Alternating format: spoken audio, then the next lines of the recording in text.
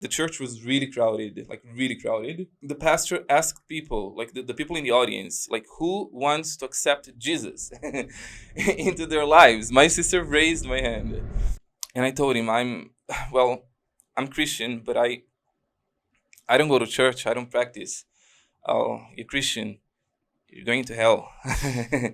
They told me, like, you have to run for your life. Like, you can't stay here. Like, if you stay here now and they do something to you, there's nothing that we can do to help you. Yeah. What the heck is going on? I'm like, what are you doing? Right? And then he came to me. I was, like the spotlight was on me. Like, we sat down, and then this lady came over with a green liquid. We had to rub it on our hands. And then I asked him, what is this? He said, this is the permission for the spirit to enter your body. There, I felt like my soul was Egyptian. I'm like, wow, I feel like I just traveled back in time. This place is amazing. It was a mess, but I found myself in that mess. Okay? The street was empty. And like, wallahi, I saw a car shaking. I never considered Islam. Again, this is something that doesn't even cross, Brazilian people's minds, okay? Because it's so far away from us. We don't think about it even. Like, we just see it on television.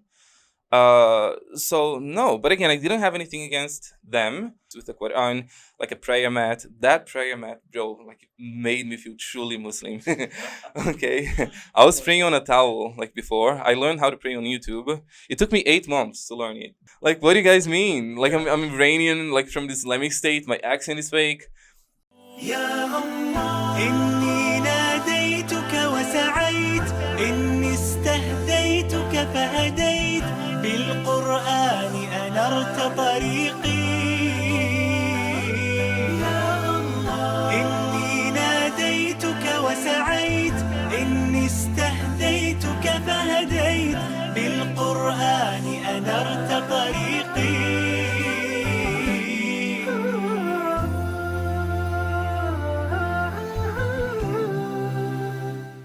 Bismillah, alhamdulillah, wa salatu wa salamu ala rasulillah. Assalamu alaikum wa rahmatullahi wa barakatuh.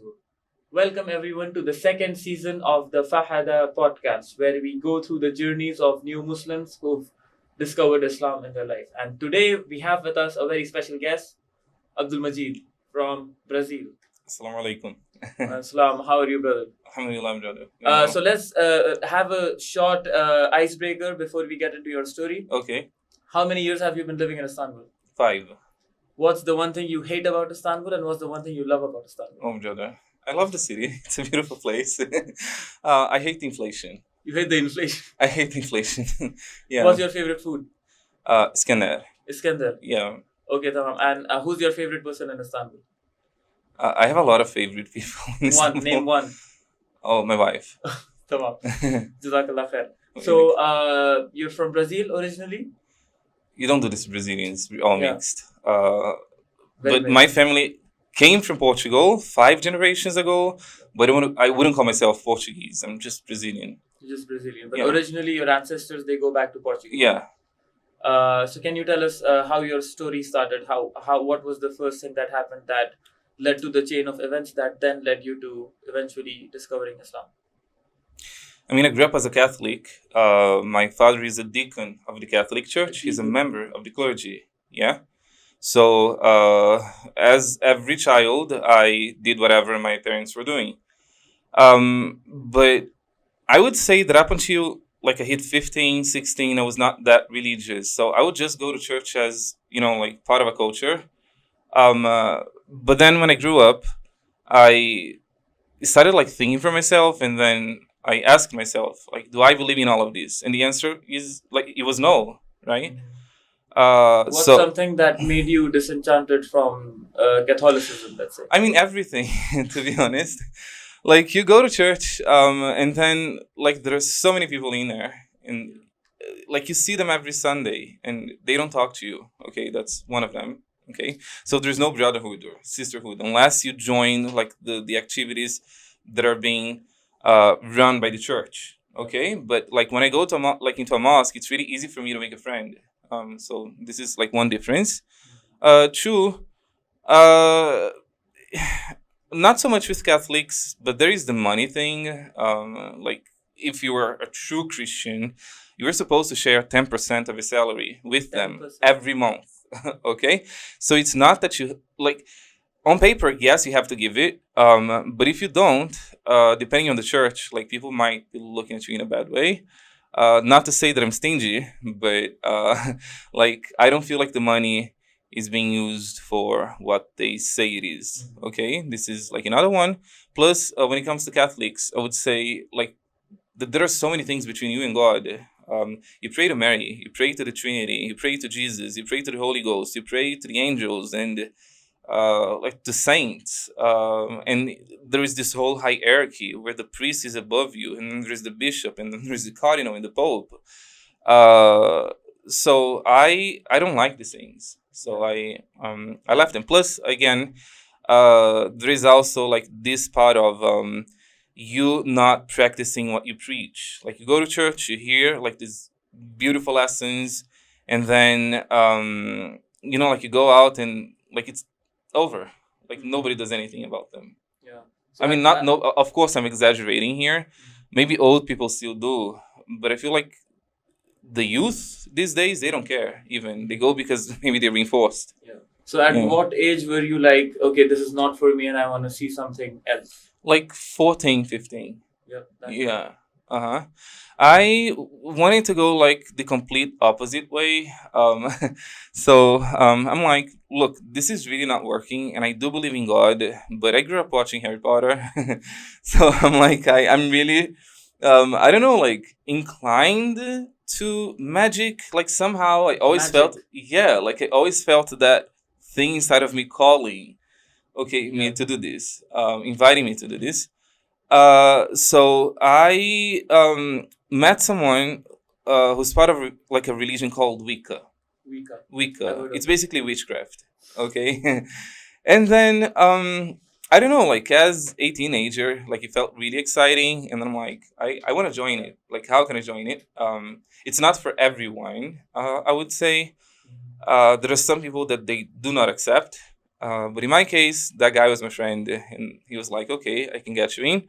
But there is also like a hierarchy in there. Like when you are just like a newcomer, you are not allowed to do everything that they do. So and how old were you when you got into Wicca? Like 15, 16. Yeah. So it was all again exciting and fun in the beginning, and people were like sometimes I feel like they were afraid of me. Like really, they thought I was going to do black magic against them. Like it made me feel empowered as a teenager. Yeah. Okay.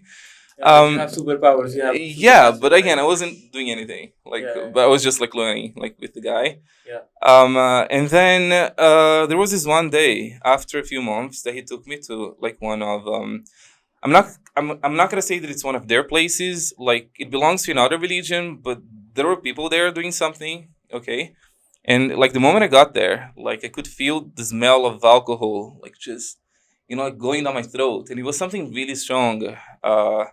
And then like we sat down, and then this lady came over with a green liquid. We had to rub it on our hands, and then I asked him, "What is this?" He said, "This is the permission for the spirit to enter your body." I'm like, "I'm not giving anything permission to enter me. What the heck is this?" But I was already there. He was like, "You have to sit down." Tamam. Tamam means okay in Turkish. Yeah. Like for the followers who do not, we're not living in Turkey. Yeah. Okay. And then like we held hands together. And then there was like some people in the center, like in a circle. There were some candles like in there. And then this guy told me, "Do you see like this lady over there? A jinn is going to enter her body." They call it a spirit, right? A spirit is going to enter her body. And then she fell over. And then it didn't look like she was acting. Obviously, as a teenager, I was feeling skeptical like about all of this, right? But I'm like, this might be real. Like, if this is fake, she's a really good actress. Like, really. And then they started speaking in a language that I didn't understand. I don't know, like Jinn language. Jinn language. Like, I don't know what that was. If they were making it up or if it was real. But then I remember as well, I think the candles, like, were put out by something as well. Their eyes they turned white, like they rolled like in a movie. And I'm like, how are they doing this? Like, is this? I still had like again that one side of me that thought that it was fake, but I was giving them the benefit of the doubt. Like I'm like, this looks way too real, like to be fake, right? And then what I remember at the end is that like again, other jinn they possessed other people, and to leave the room, you had to talk to one of them at least and to ask them for permission to leave the place. If you did not do this, my friend told me that they will go like after you, right? And I obviously didn't want anything going after me. I'm like, I don't know what to say, but okay, hi, nice to meet you. Is it okay if I go? Okay, bye. And then I left. And when I was going back home, like again, it was night already, and the street was empty, and like wallahi, I saw a car shaking, and I don't know if people were doing bad stuff in there. But someone did scream at me, okay? And then again, 15, 16 years old, like I just, like ran to my home. And then I'm like, I don't ever want to go to that place again. Even the clothes that I was wearing there, I felt like they got that smell of alcohol. Yeah. I'm like, Mom, just do whatever you want with these clothes. I don't want to wear them anymore. And then that was it. That's how I left. I'm like, I'm really out of this. Like, I don't want to do this anymore. After that, my sister, who these days is a missionary, a Protestant missionary, invited me to her church. And I just went as a guest. And then I remember that the pastor that day, like the church was really crowded, like really crowded. The pastor asked people, like the people in the audience, like who wants to accept Jesus into their lives. My sister raised my hand. I'm like, what are you doing, right? And then he came to me. I was, like the spotlight was on me, okay. And then he was like, would you like to accept Jesus, like into your life, like as your Lord and Savior? Like as an ex-Christian, I already believed in Him, so like it was not hard for me to say yes. Yeah. And then after that, I'm like, okay, I guess I'm coming to that church then. Let's give it a try and see how that goes. Just to pause you. Uh-huh. So your father is the deacon of the Catholic Church, and your sister is the Protestant missionary. Yeah. Wow. That's complicated. I mean, in Brazil, like religion is something really personal. Like your parents, I'm not gonna say that it's the same with every family, but at least my family, they don't like to interfere that much with your personal like choices, right? Unless I'm not killing anyone, like I think they wouldn't have that much of a problem. Although my father, like in those days, did hate Protestants. I can tell you that. So I feel like he was not happy with me being part of Wicca, but he didn't say anything. But with the Protestant church, like I could feel like there was like something in the air, right? But with Protestants, again, they are not as traditional as Catholics. Like when you go into Catholic church, they have a booklet with everything that the priest is supposed to say. It's kind of like a script, okay? With Protestants, they do have a structure that they follow, but anything could happen. Like literally anything could happen in there. For a young person, it's just like more exciting, right? Then I'm like, okay, I really want to be a good Christian this time. I started attending Sunday school. I started like reading the Bible, which I had never done as a Catholic. Usually they only take a few parts that they like to mention in the services, and then boom, that's it. But with Protestants, they take it more seriously. So I'm like, okay, I really want to be a good Christian this time. So I was doing my best to be part of their activities in the church. Obviously, I was a bit of an introvert, so I was not really good at making friends, but there were people that were coming to me and trying to socialize with me. So after that, I remember, like, when I was, like in those moments where I was studying the religion, I started coming up with a few questions, like, please explain the Trinity. Yeah. And I remember that when you try to ask them that, it would either be, it's a mystery, or don't ask, it's from Shaitan, okay? Or they wouldn't say, I don't know, but then they would give you a long answer, and you'd be so tired at the end that you'd be like you just thank them and say goodbye at the end. Plus the money thing again. The Protestant church, again, I can't generalize, but I'm doing this already. So, anyways, at least the one that I was going to, they were way more into getting money out of you than Catholics. Like you go to church, you have a box where you're supposed to give them donations.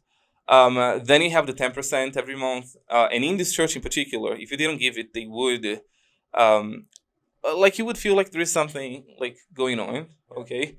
Plus the missionary who's gonna go somewhere, like the guy who's selling like a CD. It's again always money, money, money, right? It felt like a business. So not being able to get my answers like from them, and again the whole money situation, of like some people telling you to be humble but not being humble, uh, and add to that me not having that many friends in there. I'm like, okay, after 3 years I left them. So how old were you when you So left the when I joined Wicca, again, I was 15, 16. I stayed with them for a year. With Protestants, 2 years. Okay, so 3. By then I was 18. Yeah. So I think for another year, I was in this gray area where I was not following anything. Agnostic. I'm not going to say agnostic because I did believe in Allah. Okay. So But I just couldn't put like...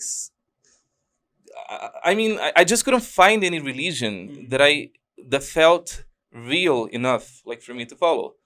And then I was online, just like practicing, like in those days, like English. And then I found a website. Like we didn't have any apps. Like I feel like a dinosaur. I was like on these like chat rooms where I met people from India and Pakistan and Bangladesh, like Morocco, Dubai, like Yemen, like Egypt, and like all of these places. And in Brazil, we don't see them a lot. There are a lot of like foreigners there, but they've been there for so many generations that, like my family, for example, we don't feel like foreigners anymore. Like we lost our 5 generations. Yeah, like we're not foreigners anymore, right? So they become Brazilianized very quickly. So you don't get to see their culture that much. But again, meeting these people felt like I was talking to aliens. I felt like I was meeting people from like other planets. And I was super excited again. I got addicted to talking to them. Every day I had to be like on that website for at least an hour. If I didn't do this, it's like I didn't brush my teeth, or like I didn't shower. Like I had to talk to them. Most of them, I would say, they were Muslims. Some of them were Hindus, but most of them were Muslim. And then again, it was just a cultural exchange. Me showing them Brazilian culture, they were showing me their culture. And sometimes, like, we were talking, and they'll be like, "Hey, I need 5 minutes. I have to pray now. Like, is it okay if I go?" I'm like, "Fine, I can wait." I didn't have anything against Muslims, like in those days. Obviously, on television, you do see a lot of bad things, but in school they teach you the basics of the most popular like religions in the world. So what was your perception of Muslims and Islam before you got on this website? Like quite honestly, again, I didn't think much of them at all because we don't have a lot of them in Brazil. And they, like, again, I had never met a Muslim in my life before meeting those people, right? So, I knew that there were like suicide bombers, like I knew that there was like terrorism and these things. I knew that women had to cover. And I knew about like the historical part of Islam as well, like the hijrah of the Prophet, peace be upon him. I knew, like that he suffered in Mecca. I knew about the 5 pillars. Did you ever think, especially for example, when you were trying to get into Black Magic and Wicca and you were trying different things, did you ever imagine that at some point in your life you would be a Muslim? I never considered Islam. Again, this is something that doesn't even cross, Brazilian people's minds, okay? Because it's so far away from us. We don't think about it even. Like, we just see it on television. So no, but again, I didn't have anything against them.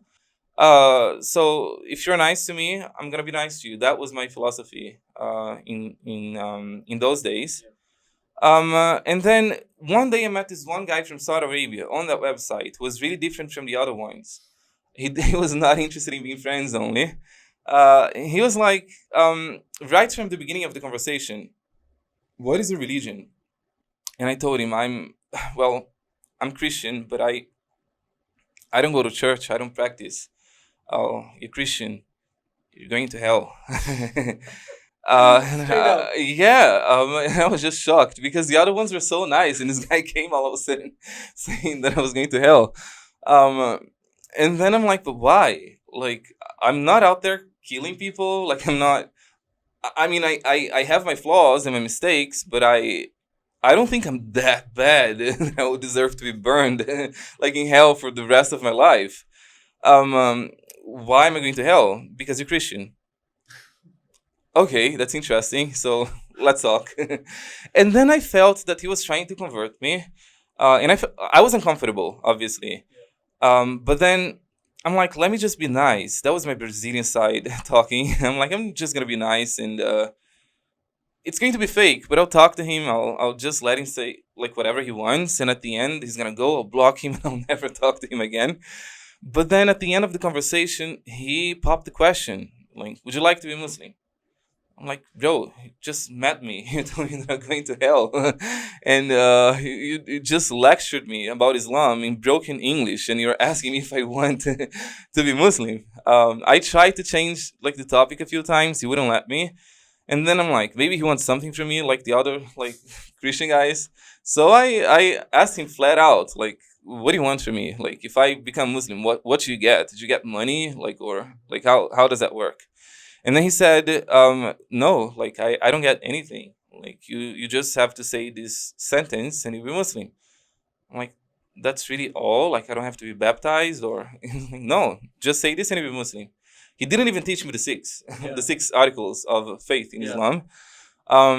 So, just like that. Just be a Muslim. Just be a Muslim. Yeah, reject Jesus. Yeah. Say that Allah is one and take the Shahada, you'll be Muslim. No, but technically, you're not rejecting Jesus. You're going to his true religion. But reject him as a God. As a God. Yeah. So I'm like, okay, like I can either like hang up the call, but I'll feel horrible after, or I can just play along. So let me say this is gonna go, and that's it. And then I took the Shahada, and he was so happy. Like, there was another guy with him as well. Yeah. Congratulations, you're a Muslim now. I was not. So you just took the Shahada under pressure? Just to get rid of that guy. Yeah. And then he left. And then later on, I think he sent me a message on Skype telling me that there was a website where I could get free books and that his friend was the one running the website. Obviously, I had to enter my address, which I was not comfortable with at first.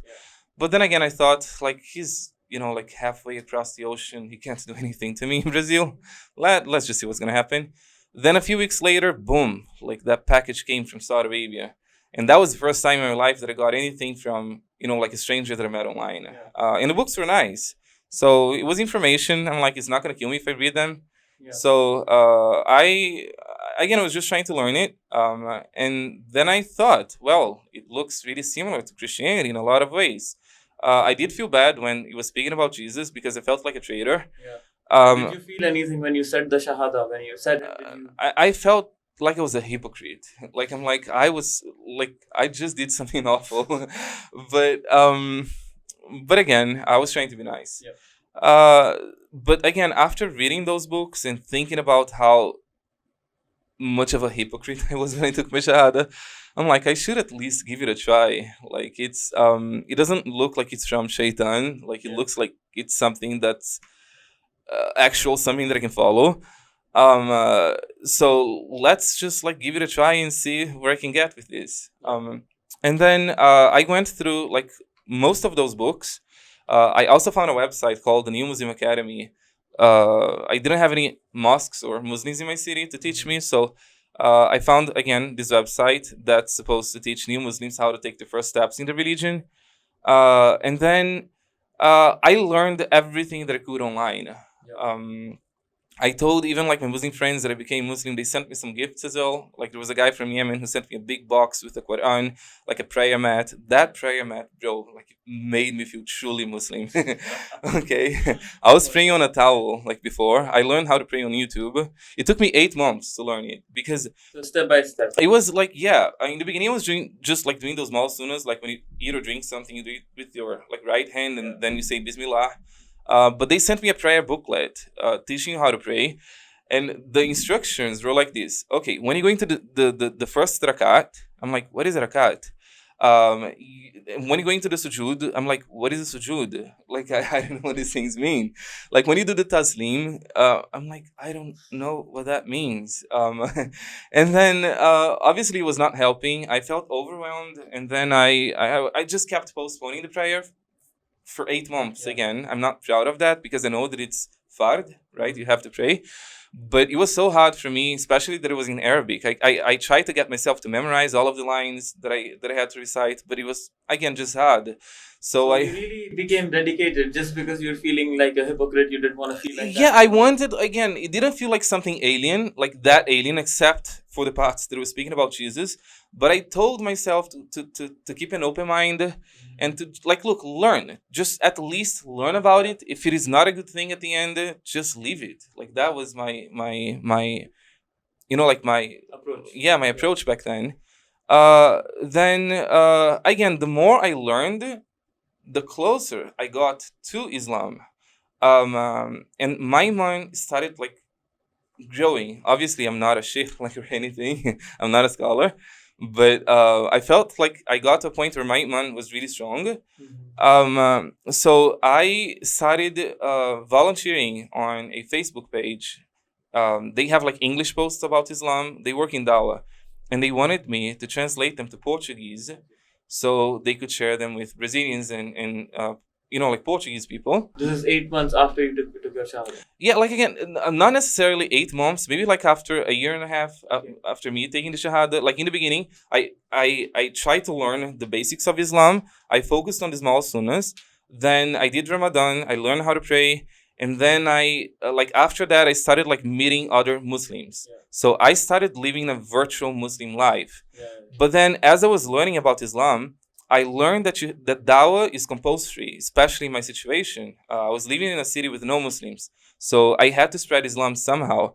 But I'm like, it's such a small city, everybody knows everybody. What if they don't take it in a good way? What's gonna happen to me? I felt like I had to leave that place first and then like think about it.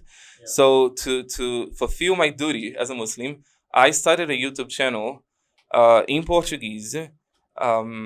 Where I felt like I could be a little more open about my Islam, Yeah. right? And then after getting into Dawah and starting those videos again, 6 years went by. Okay, yeah. And after 6 years, the guys from the page on Facebook, they were Egyptian. They invited me to come to Egypt to spend Ramadan with them. I had never spent Ramadan with anyone. And then I took the offer and like the invitation. I was just supposed to stay there for 3 months, 1 for Ramadan and 2 extra for tourism. I was also gonna help them with like some dawah things. And then when I got there, I felt like my soul was Egyptian. I'm like, wow, I feel like I just traveled back in time. This place is amazing. It was a mess, but I found myself in that mess. Yeah. Okay. If you're enjoying this episode so far, then support us. Help us grow. Don't forget to like, share, and subscribe so that we can continue making such type of content. And then the people were so nice to me. I felt like a celebrity. What was the reaction of your family to all of this? Because your father being the deacon of the Catholic Church. My father didn't care that much. My mom hated my conversion to the bone. Okay, she tried many times to get me to convert back into Christianity. Okay, but it didn't work. At the end, when I told her that I was going to Egypt, she I don't know, like she freaked out. She's like, "What do you mean you're going to Egypt?" Well, I met these people online. Are you nuts? How can you trust people that you met online? But I'd known them for years, so I didn't feel like they were lying. And then I just got there, and poof, they were real. Alhamdulillah, they were good people. They were that. You didn't get scammed. No. Quite the opposite. You didn't Like, get kidnapped. And they sold into the treated black me like market. family. I can't say Yeah. anything bad about them. Okay. And when those 3 months went by, I mean, I felt like I shouldn't go back. I'm like, if I go back, I'll be lonely again. So I'm gonna stay. But if I stay, like, what's gonna happen? Because I don't have any family here. I don't work here. I don't even speak Arabic. Like, what about the visa? Like, even how am I going to stay? But I just knew that I wanted to be in a Muslim community. So my flight took off without me. And then I told the guys from the Dawah Center, like, I didn't go back. So they got me a job as a translator. You know, like, you don't have a lot of Portuguese speakers in Egypt. So that was easy. I ended up staying with them for 1.5 years. I was even gonna get married there. Not to get into the details of it, but again, it didn't go well. Not with the girl. Like to marry her, I had to renew my visa. But then somehow, like, the guy thought that it was like the officer, he thought it was a spy. Like, he checked me up and down. He was like, "Where are you coming from?" I said, "I'm Brazilian. My passport is Brazilian." "No, like, your family. Where's your family from?" "My family's from Brazil." No, your blood. Okay. I'm like, "I'm truly Brazilian." Okay. He said, "You're lying. You're from Iran." Okay. Iran. And then he asked me, like, "Do you speak Arabic?" And I told him, "Look, yeah, I've been here for a year, but definitely not like you. I'm not Egyptian." He said, "Your accent is fake. Like, you speak it like us." And then I thought it was a joke, but he was not joking. And then he said, "I'm not gonna help you." Then, like in Egypt, if you know rich people, like, they have connections in the government, they can try to pull some strings. And then I did happen to have, like, this really well-to-do friend. And then I talked to him. I told him what happened to me, and he said, "Oh, don't worry, my uncle is gonna talk to someone in the government. We're gonna figure, like, things out." And then his uncle talked to okay, maybe I shouldn't be giving, like, away that much. I don't want to put them in danger. Okay. But okay. It's like someone. Yeah, okay. Like, he talked to someone in the government, and this one guy from the government told him, like, "Look, this man is from the Islamic State." And then I was just like, Are you Iranian or are you? What the heck is going on? Like, what do you guys mean? Like, I'm Iranian, like, from the Islamic State. My accent is fake. And then they told me, like, you have to run for your life. Like, you can't stay here. Like, if you stay here now and they do something to you, there's nothing that we can do to help you. Yeah. I'm like, "Bro, I didn't do anything. Like, I was so happy here. Like, I love Egyptians. I want to be like you." But obviously, they didn't want me. So I had a breakup with the girl. Again, everything was ready. The apartment, the furniture, like, everything was super ready for the marriage. I just needed that stamp, and they didn't give it to me. Yep. And then I had to go. Like, at the airport, when I was leaving, I had to pay a fine, which I was fine with. And then when I was, like, walking towards the gate, these 2 officers, like, they came from behind, and they were like, "Ya Brazili, ya Brazili." Like, bro, okay, they'll take me. And then I was interrogated for, like, almost 2 hours. My flight was about to leave. There were 20 minutes left. And I'm like, I missed it. Like, there's no way that they'll take me now. But then, again, the officer looked at me all of a sudden and was like, "Run to the gate. You can go." And then I left them. I went to another country. From that country, I came to Turkey. And I was obviously not happy when I came here because I didn't want to leave. I was mentally forced to leave Egypt because they were not helping me. It had the Muslim community and this. I had everything there. Like, my job was perfect. Like, the people that I met, like, they were so nice to me. I had never felt that warmth from a stranger as much as I did in Egypt. Like, in my life, I felt like they were like family to me. Okay, so when I left, I obviously cried, and I was just not happy. So I came to Turkey feeling like, okay, I don't really want to be here, but, like, I still want to be in a Muslim community. So, like, Turkey is one of the best options. So I came here, and in the beginning, I didn't like I almost didn't have any friends. So I was isolated. I lived in Istanbul for a month in a hotel. Then I went to Antalya for another month in a hotel. You went to Antalya. I didn't know anything here. So like in all of the places that I was staying, people were super non-religious. Yeah. Like let's just put it that way. So I felt like I was back in Brazil. I'm like, I got even more depressed than I already was. Then I talked to everyone that I knew. I'm like, look, I think I made a horrible choice. I think I'll just go back home. Because if I'm supposed to be a foreigner, like in a place that's not even Muslim, let me go back home. At least I don't have to renew my visa. Okay, I at least I have my family. I have my room. I don't have to work. Okay, they told me to come back to Istanbul. My Egyptian friends, they had like a friend in here that I could stay with for a few days as a guest. And later on, which I did, and later on, they found me a room to rent. And for almost a year, I was just floating in Istanbul. Like I was not really doing that much. I was working online, like here and there, and I would just like work a little. And how old are you when you left Egypt? And came to So when I left Brazil, I was 24. When I left in May 2019. Yep.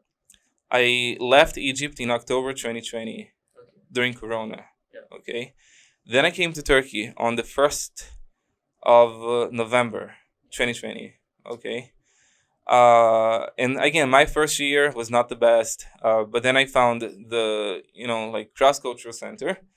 And I was, Kim Vakif. I was shocked because people outside, they don't speak anything that's not Turkish, which again is their country, their language, obviously, like you have to respect it. But like in Egypt, for example, I didn't really have to speak Arabic to get around. In Turkey, if you don't speak Turkish and if you are not in a touristic area, bro, it's tough. You know this as an Indian, right? So when I found that center, in those days there were no foreigners volunteering, and I mean there were true Syrians, but I don't think they would be considered as foreigners because one of them in particular came to Turkey when he was 3 years old, so he grew up as a Turk. Okay. So they were all Turkish and they had studied in different countries, like been to different places, like met different people, right? And they were super international. And they were so nice to me, like the Egyptian guys from the other Dawah Center. And we became friends. But in those days, they were not allowed to invite a foreigner to come and volunteer. I really wanted to help, but I was not like officially able to do it. But sometimes they had Brazilian guests, like Spanish-speaking guests. They wanted like help as a friend. I was, again, already not doing anything. So I would come all the way from, like the other side of the city to help them. And things went on that way for almost, again, another year. And then something changed all of a sudden. They invited me to come and be with them. And they started like taking in other foreigners as well. And in that center, I learned a lot of things. My dawah in the past was like online, electronic dawah. It's super different. Okay, but like when you're actually in a mosque talking to someone face to face, like you get to learn a lot of things that you didn't know before. There are questions that they ask you don't know how to answer. It's not like you can just Google them. Yeah. So you have to come up with something quickly and be humble enough to invite somebody else to help you when you don't have the answer. So in that center as well, like a few years later, I ended up meeting someone who introduced me to my wife. She's Turkish. And then we got married, and now I have a baby, and the second one is on the way, inshallah. And how old are you right now? Now I'm 30, going on 31. If I'm still alive on the 31st of August next month, I'll be 31. MashaAllah. Inshallah. MashaAllah. That's an amazing journey. Like just to think that, someone could come from a background where, like your father is the deacon of the Catholic Church, your sister is a Protestant missionary, you used to be a Wicca person trying to do black magic. I was just trying to find myself again. And now you're doing dawah, mashallah, and you're inviting people to Islam. Yeah, like Islam is different. You obviously have the communal aspect of it, but it's really between you and God. Like there is nothing in between. Your faith, your intent, like it should all be for God alone. Plus it doesn't, again, it doesn't clash with science, which is, I mean, I don't care, to be honest, but I didn't like feeling stupid when I was in biology class and people were saying, okay, you have to either take religion or science, and in Islam you don't have that. Like they go together in a way. And the way that you see God in Islam, and the way that even like people practicing, it's true that not everybody is a practicing Muslim, but I would say that the proportion, like, bro, it's not the same. Like, the number of Muslims that I see practicing Islam is much higher than the number of Christians that I see practicing Christianity. So that definitely has this psychological impact on you, because when you feel part of like something bigger, it encourages you to take it further. So I'm really happy with my choice. I like, from a religious point of view, from a social point of view, from a spiritual point of view. Even like, again, as a married guy, I'm really happy with again, like What are some of the main challenges that you or any new Muslim who moves into a Muslim country from a non-Muslim country like Brazil or any other place, what are the main challenges you guys face? Even though people are nice, I think they assume you're stupid. Because even though like you studied this, again, I'm not a sheikh. I'm not saying that I'm not a scholar. My Islamic knowledge is really it's really focused on the basics of Islam, which is what I try to get across to other people as a da'i. Okay. But even like with the basics, like sometimes like you go to these countries and people assume that you don't know them, and they keep trying to teach you like in their own cultural way, which is not always in line with Islam. Also, like the differences with like the schools of thought, like people always asking you, are you Sunni, Shia, like Hanafi, like like Sufi, Salafi. Like, I'm like, bro, I just took my Shahada. Like, I don't know what these things are. Like, I'm just Muslim. Like,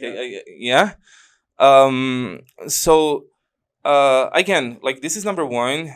Number two, something that I don't like about the Muslim world in general as a convert is that they don't, I mean, they are nice to you when you come for a visit, but if you actually want to go and make hijrah, like, you have to work your butt off. Okay, for example, I'll give you an example. Okay, like if you were to become a Jew, and you wanted to go to Israel, I don't even know if I'm allowed to say this, but if you were to go to Israel, bro, they would help you. They would come and try to help you, like find a house, like a job or something.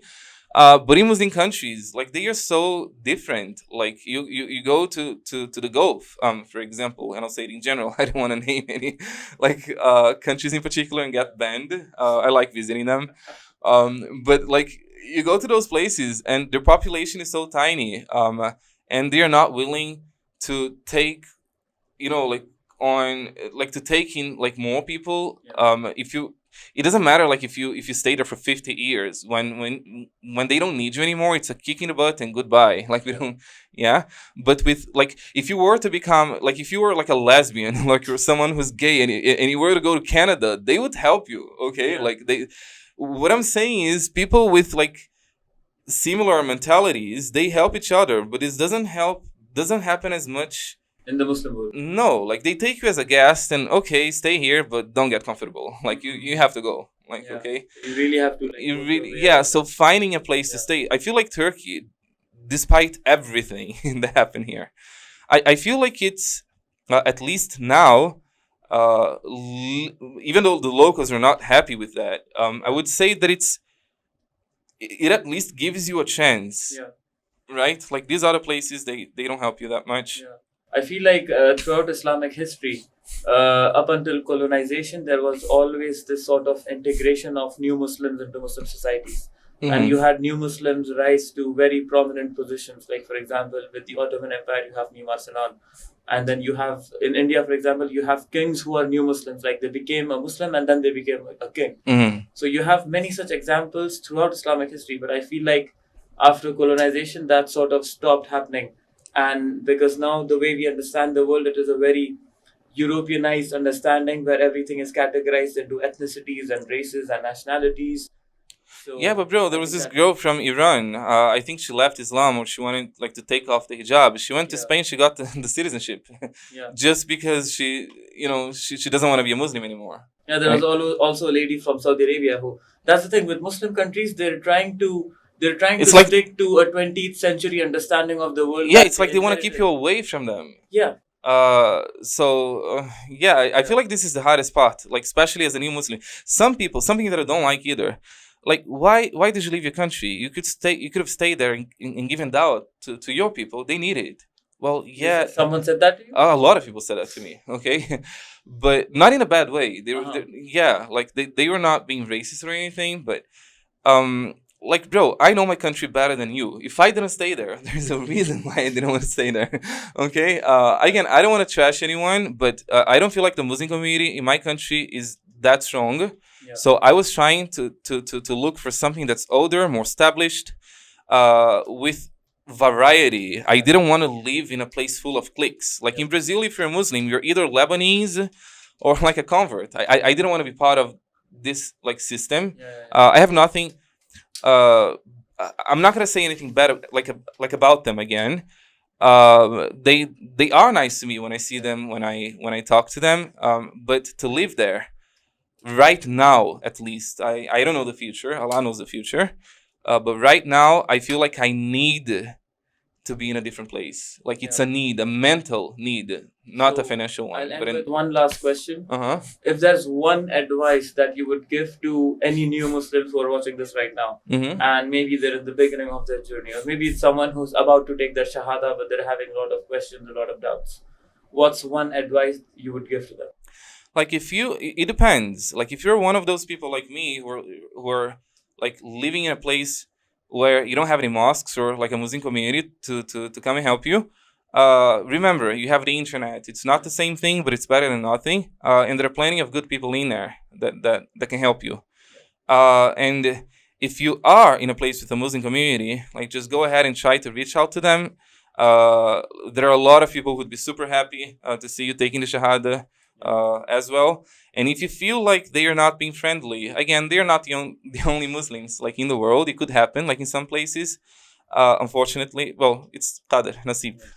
Okay, but again, you can also get in touch with us, like in the center, inshallah. We have programs for new Muslims, and they're all free. This is me. That's a nice plug-in. Yeah, we can even. Like we have online lessons for free. Like we don't really charge anybody anything, like in the center. So if you need a friend, we are here. Inshallah. God willing. So Jazakallah khair everyone for joining us. Do remember to subscribe to his Instagram page, Meta Islamica. It's in Portuguese though. Like if anyone speaks Portuguese, you can go and check out. Yeah, I have a lot of haters in comments. Like maybe you can just like my videos. Can you also briefly describe what type of content you make? Well, I have a plan. Like right now, like look, in Brazil, I have a lot of haters. So I feel like most of not my followers, but the people that are leaving comments, they hate me and what I do. So in the beginning, I was focusing on the things that they were hating me with the most, and addressing those, which is like controversial topics in Islam. Later on, I'm planning about speaking about Jesus and Mary and how Islam is different from Christianity. Like making a comparison. And after that, about like Islam itself, showing them what Islam is. Jazakallah khair. Thank you very much for joining us, everyone, today. But yeah. Don't forget to like, share, and subscribe to the Part 2 Success Network. Inshallah, we'll see you again with another episode of Hadaa. Inshallah.